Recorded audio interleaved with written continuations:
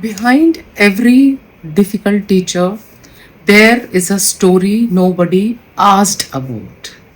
In every school I have ever walked into, there is always one teacher who the principal dreads, who the staff avoids, who the parents complain about the most, who the management flags. The difficult teacher. And in my last decades of education leadership, I have learned one thing about that teacher. Nobody ever asked their story. Today I am going to talk about that. What we call difficult, let me tell you what difficult usually looks like.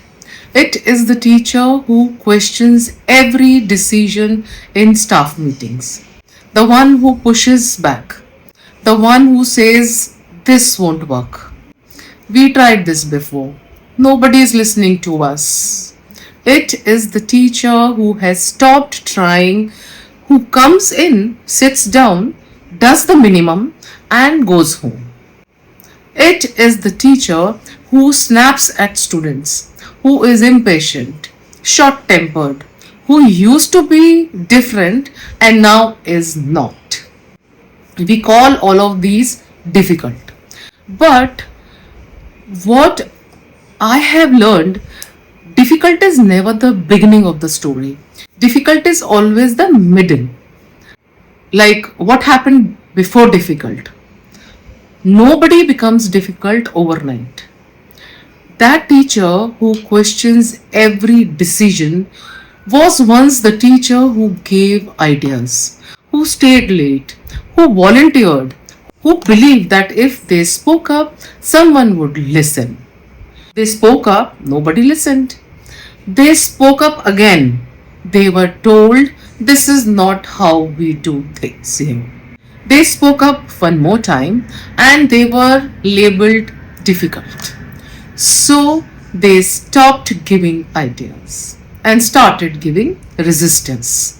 Because resistance at least gets a reaction. That teacher who has stopped trying was once the teacher who tried everything: new methods, creative lessons, extra classes. And one day, a parent complained, management sided with the parent without asking the teacher's side. That was the day they decided, why try? That teacher who snaps at students is carrying something from home, something from a meeting, something from 15 years of feeling invisible. We see the snap, we never see the weight.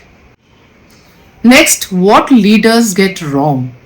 One of three things: ignore them, manage them out, or make their life uncomfortable until they leave. I have seen all three. In good schools, in great schools, in schools run by experienced leaders. And every single time it made things worse. Because the truth is, when you remove a difficult teacher, you remove the symptom. You never remove the disease.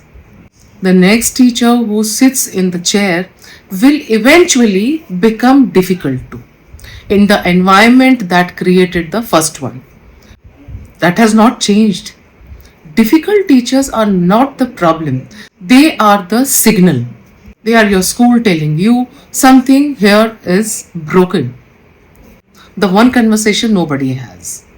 I have sat across from many difficult teachers and I always started with the same question. Tell me, when did this job stop feeling worth it for you? Not your behavior needs to improve. Not management has received complaints. Not you need to be a team player. Just when did this stop feeling worth it? And every single time something shifted in that room because nobody had ever asked them that.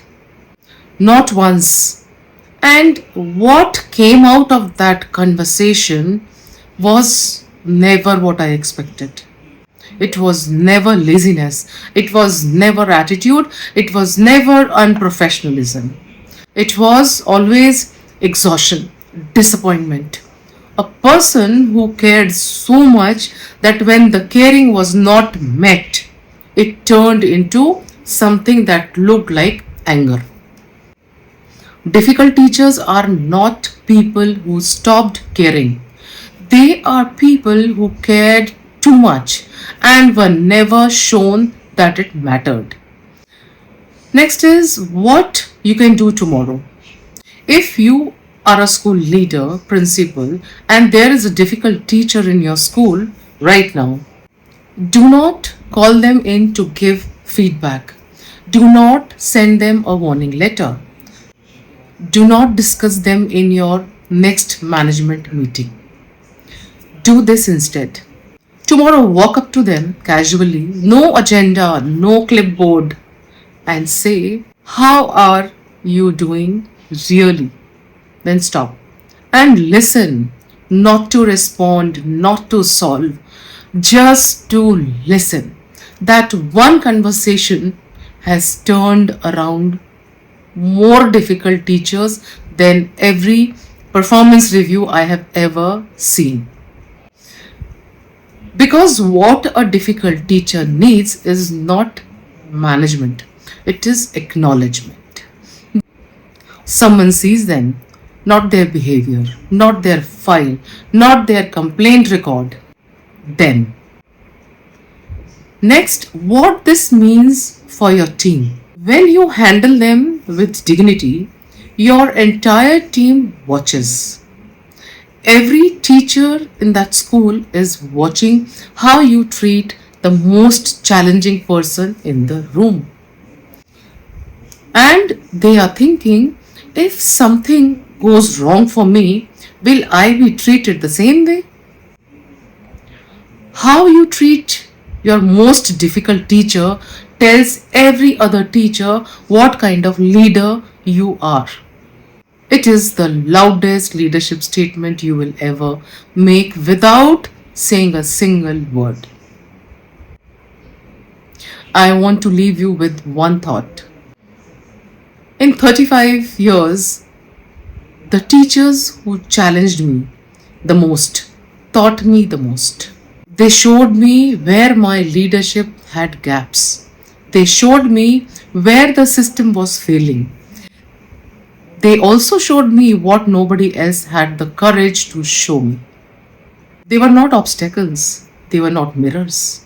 And the day I stopped seeing them as problems and started seeing them as signals, everything changed. If you are a school leader, I want you to think of that one difficult teacher right now, their face, and ask yourself, have I ever asked them, when did this stop feeling worth it? If the answer is no, you know what to do tomorrow. I am Alka Patta, 35 years, education leadership. I have sat across from many difficult teachers and not one of them was actually difficult. They were just waiting for someone to ask. If this video made you think of someone, drop a yes in the comments.